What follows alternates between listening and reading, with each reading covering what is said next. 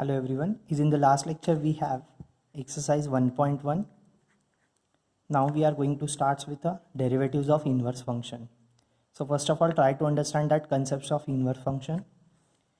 So if we have given y equals to f of x, then we know that x to be equals to f inverse of y. Here are a few examples. If y equals to, or you may say if f of equals to, we have x square, then what is the value of f inverse of x? That is nothing but root of x. How it is? Look once. Suppose that we have given that two sets. First set contains 1, 2 and 3. Next set contains 1, 4 and 9. So 1 is related with a 1, 2 is related with a 4, 3 is related with a 9. So it is a function from a to b. It is denoted by f and it is given by f of x to be equals to x square. So what about that inverse? We have to come across from b to a. That is nothing but f inverse. We know that 9 is related to 3. So 3 is nothing but square root of 9. So we have f inverse of x is nothing but root of x there. Suppose that we have given another example, f of x to be equals to x cube. So what is the value of f inverse of x? That is nothing but cube root of x. How it is? Again look once here. Suppose that we have given two sets are there, like way 1 and 2. So we have 1 cube is 1, 2 cube is of 8. So it is a function from a to b.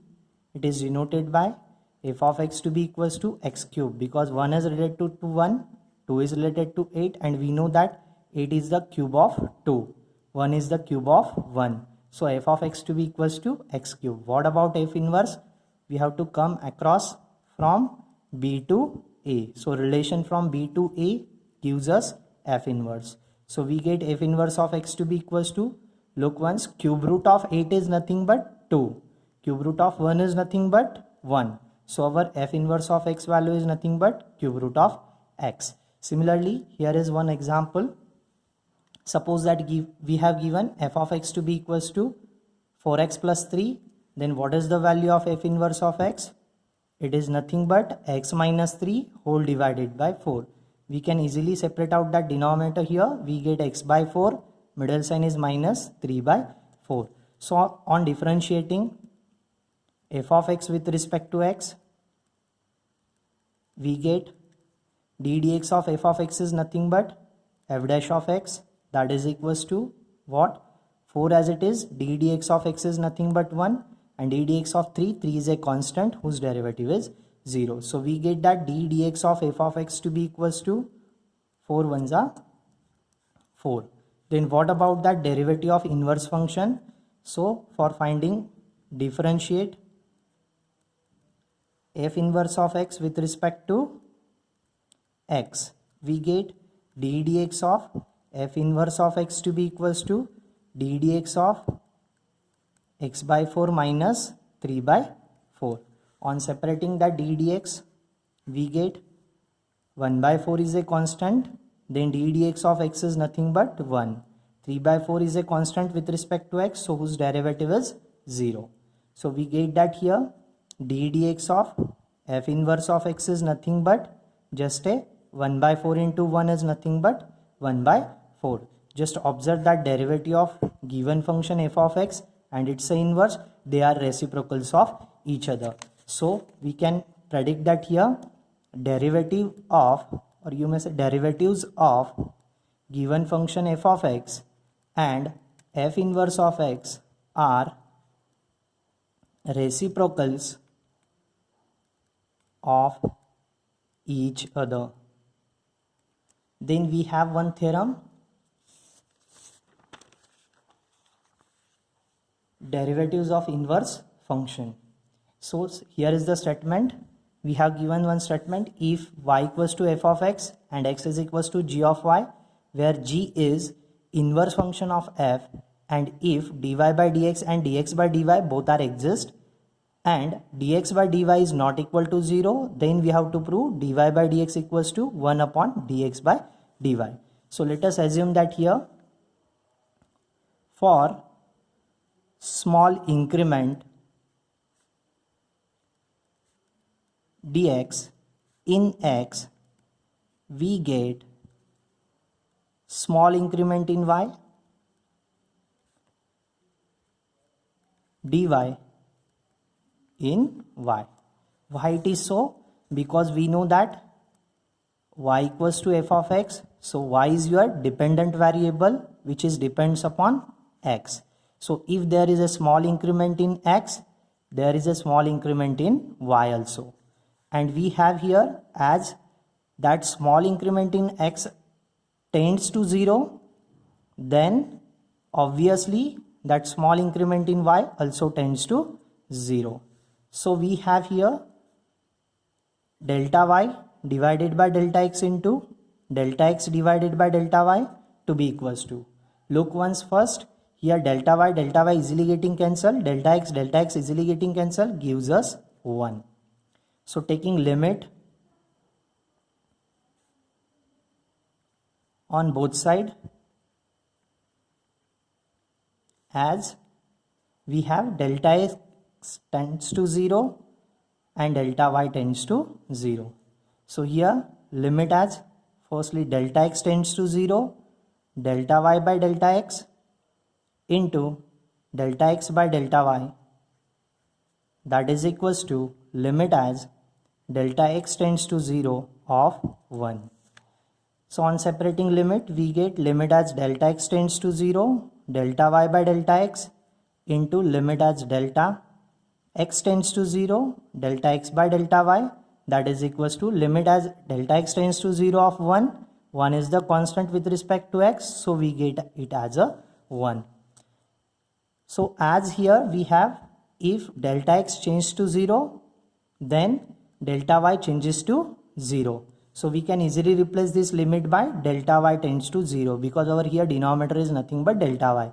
That means here differentiation with respect to y. So we get limit as delta x tends to 0, delta y by delta x into limit as delta y tends to 0, delta x divided by delta y, that is equals to 1. And according to Leibniz notation, we have limit as delta x tends to 0, delta y by delta x is nothing but dy by dx, and limit as delta y tends to 0, delta x by delta y is nothing but dx by dy. So here we get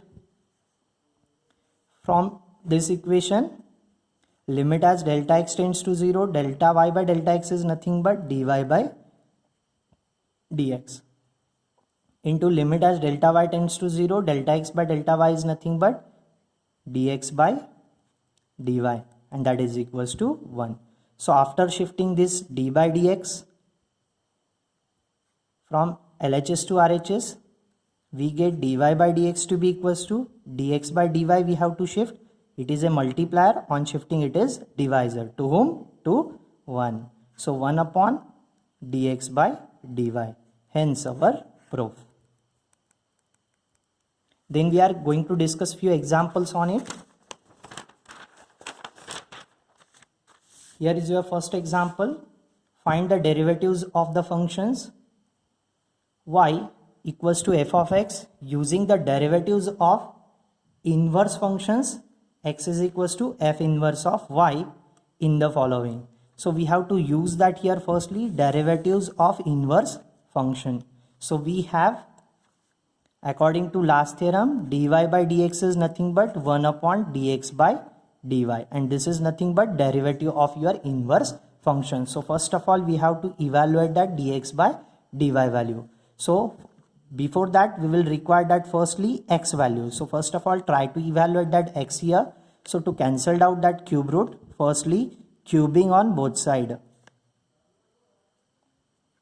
we get y cube to be equals to, here cube root and cube cancelled each other, gives us x minus 9.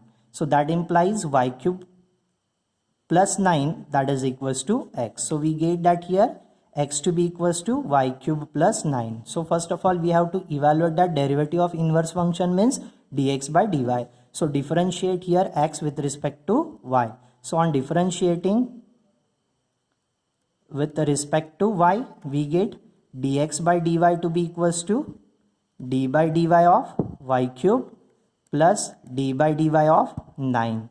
So here it is derivative of y cube, power comes down and reduced by 1. 3 minus 1 gives us 2. Derivative of 9. 9 is the constant with respect to y, so whose derivative is 0. So we get that dx by dy value is nothing but thrice y square.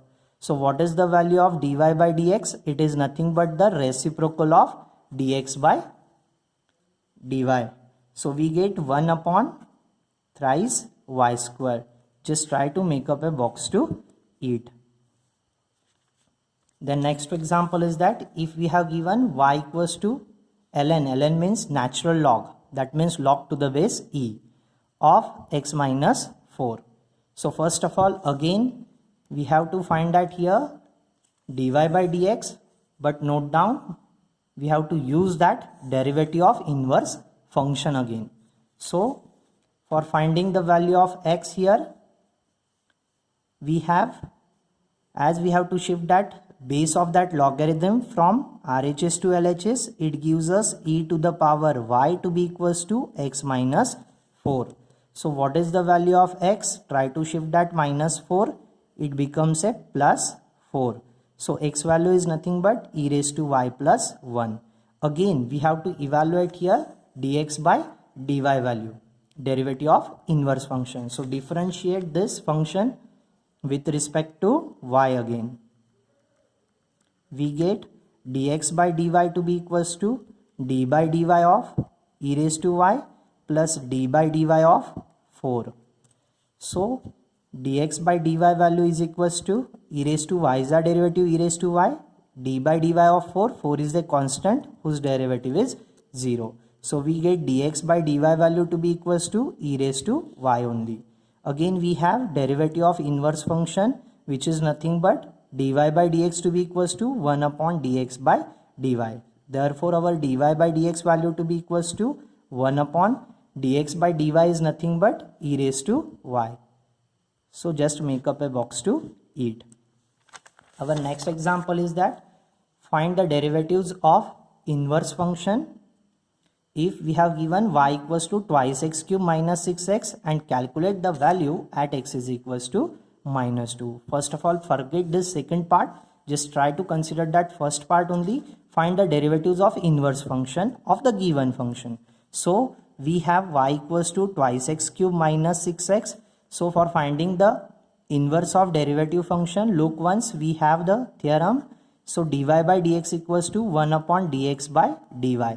So as we will shift that dx by dy as well as dy by dx, we get dx by dy that is equals to 1 upon dy by dx. So first of all we have to find that dy by dx value, then we can easily get that derivative of inverse function of the given function. So on differentiating with respect to x, we get dy by dx to be equals to, here 2 is a constant, take outside the derivative of x cube, minus 6 is the constant, take outside the derivative of x. So what we get here, 2 times derivative of x cube, power comes down and reduced by 1. 6 times derivative of x is 1. So we get dy by dx value is nothing but 3 2s are 6 times x square minus 6 1s are 6. You may take that 6 common, you will get x square minus 1. So how to evaluate that derivative of inverse function? Therefore derivative of inverse function to be equals to 1 upon derivative of the given function. So we get 1 upon 6 times x square minus 1. Just replace dy by dx by their value as a 6 times x square minus 1. So derivative of inverse function is nothing but 1 upon 6 times x square minus 1. Thank you.